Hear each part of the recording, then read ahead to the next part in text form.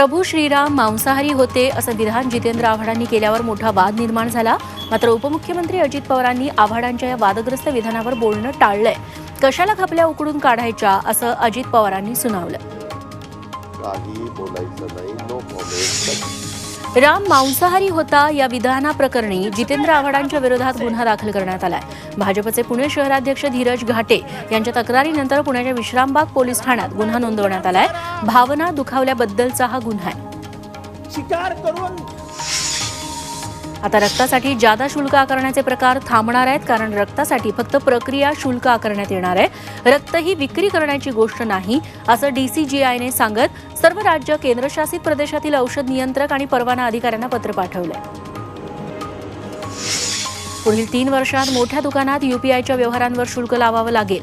National payment corporation of इंडियाचे प्रमुख दिलीप आसबे यांनी सार्वजनिक कार्यक्रमात बोलताना हे सूतोवाच केलंय. भविष्यात UPIचा वापर वाढण्यासाठी कॅशबॅक सारखं प्रोत्साहन द्यावं लागणार असल्याचं आसबे म्हणाले.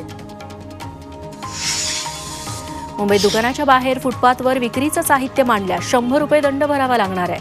महापालिकेच्या बाजार आणि परवाना विभागाकडून हे शुल्क वसूल केलं जाईल.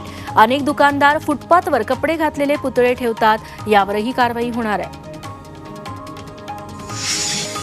मुंबई उपनगरात चालणाऱ्या ऑटो रिक्षांच्या मूळ भाड्यात 2 रुपये भाडेवाढ करण्याची मागणी मुंबई रिक्षामेन्स युनियननं केली आहे. सध्या रिक्षा भाडं 23 रुपये आहे. 22 ऑक्टोबरपासून किमान भाडेदरात वाढ झाली नाही, त्यामुळे भाड्यात 2 रुपयांची वाढ करावी, अन्यथा न्यायालयात जाऊ असा इशारा या युनियननं दिला.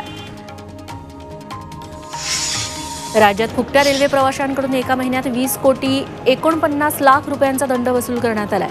डिसेंबर 2023 मध्ये तिकीट तपासणीकांनी मुंबईसह नागपूर, पुणे, भुसावळ विभागात ही कारवाई केली.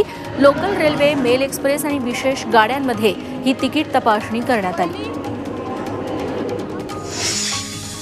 मुंबईच्या बेस्ट बसमधून विना तिकीट प्रवास करणाऱ्यांविरुद्ध बेस्टनं तिकीट तपासणी मोहीम राबवण्याचा निर्णय घेतलाय. या अंतर्गत गर्दीच्या बस स्थानकांवर अतिरिक्त तिकीट निरीक्षकांची नेमणूकही करण्यात आली आहे. हे निरीक्षक विना तिकीट प्रवाशांवर करडी नजर ठेवणार आहेत.